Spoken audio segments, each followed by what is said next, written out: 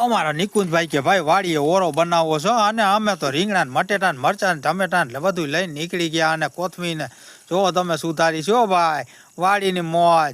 અને નિકુંજભાઈ તો રીંગણા શેકવા મૂકી દીધા હો ભાઈ ભઠ્ઠામાં એકદમ લાલ કાપ કરી દીધો હે અને રીંગણા કાળા મસ્ત થઈ ગયા હો ભાઈ. અને એની માથે 250 તેલ મૂકી દીધું હો ભાઈ અને ચાલુ કરી દીધું મરચાં ને આદુ ને હો ભાઈ અને નાખી દીધી અને માથે લીલી ડુંગળી અને તાપ નીચે ગયા લાલ થાય છે.